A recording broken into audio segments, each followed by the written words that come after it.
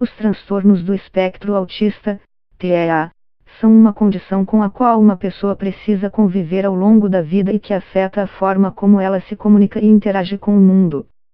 O nível de funções cognitivas e intelectuais de autistas varia bastante, desde um profundo comprometimento destas habilidades até impactos bem mais sutis.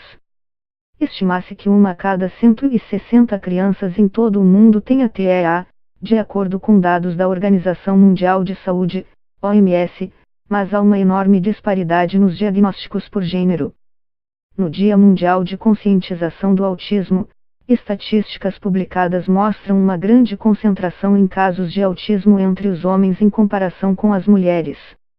Os números oficiais no Reino Unido indicam que há cerca de 700 mil pessoas no espectro do autismo, com uma proporção de aproximadamente 10 homens para uma mulher. Outros estudos no mundo apontam para uma proporção de 16 para 1. Mas e se os parâmetros de diagnóstico forem tendenciosos quanto ao gênero do paciente? Carol Povey, diretora do Centro para o Autismo da Sociedade Nacional Autista Britânica, diz que há uma crescente consciência sobre esta questão. Novas pesquisas científicas no Reino Unido, especificamente projetadas para detectar características autísticas em mulheres, sugerem que a proporção real entre homens e mulheres autistas pode estar mais próxima de 3 para 1. Alice conta que só foi diagnosticada aos 22 anos de idade. Passei toda a vida me perguntando por que era diferente, me sentindo aterrorizada por isso e tentando me adequar. Ela diz que o diagnóstico transformou sua vida. Agora, há uma razão pela qual sou diferente. É assustador ser diferente e não ter ideia do porquê. Isso te faz se sentir completamente sozinho. Hoje, posso explicar aos amigos e colegas que tenho dificuldades e que meu pensamento e comportamento podem ser um pouco incomuns.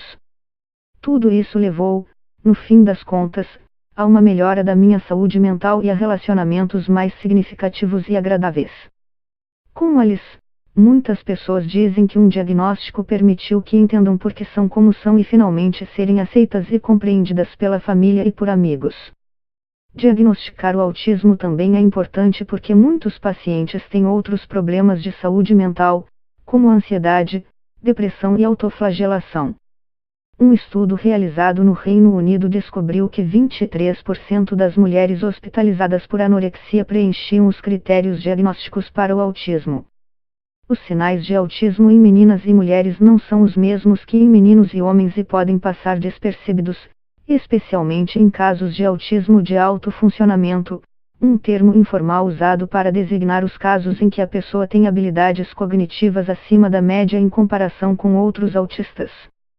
Uma dificuldade enfrentada pelos pesquisadores é que meninas com autismo parecem se comportar de maneiras consideradas adequadas se não ideais para elas em comparação com meninos, podem parecer ser passivas, retraídas, dependentes dos outros, não envolvidas nas situações que vivenciam ou mesmo deprimidas. Elas podem se tornar aficionadas e até mesmo obsessivamente interessadas em temas muito específicos, como ocorre com os meninos autistas, mas elas podem não gravitar em direção às áreas de conhecimento nerds, como tecnologia ou matemática. Infelizmente, na cultura ocidental, as meninas que exibem esses comportamentos são mais propensas a serem alvo de piadas ou ignoradas do que diagnosticadas e tratadas, diz a mãe de uma garota com TEA. Para um observador externo, esse tipo de pessoa simplesmente parece passar despercebida, é um tipo de pessoa que some na paisagem. Ela não é considerada problemática ou desobediente, portanto, ninguém realmente nota o que está acontecendo, diz Alice que é tímida, mas assertiva foi ao seu médico com uma lista de motivos pelos quais achava que estava no espectro autista e foi encaminhada para uma avaliação. Quando diagnosticaram minha filha com TEA, foi um grande alívio, diz Marilu asterisco. Mas como é que uma mãe pode sentir alívio quando sua filha de 10 anos é diagnosticada com uma doença que não tem cura e terá impacto no resto de sua vida? Bem, foi assim com Marilu, após ela lutar por anos para fazer com que médicos e professores ajudassem a descobrir o que estava acontecendo com sua filha, Sofia. Os TEAs surgem ainda na infância e tendem a persistir durante a adolescência e a fase adulta. Algumas pessoas no espectro do autismo podem viver de forma independente. Outras têm deficiências graves e requerem cuidados e apoio ao longo da vida.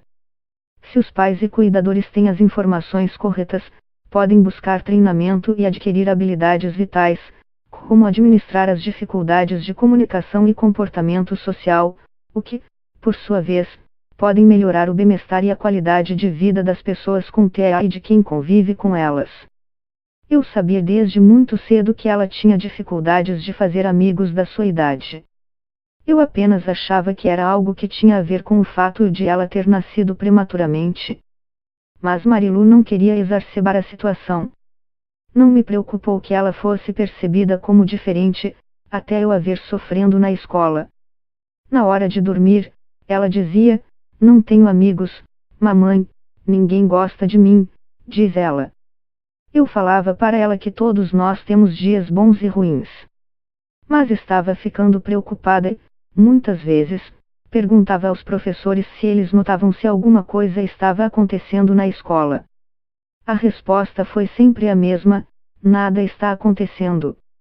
Mas a situação piorou, e Marilu voltou a procurar os professores. Perguntei a eles se Sofia era alvo de bullying. Sabia que algo estava errado.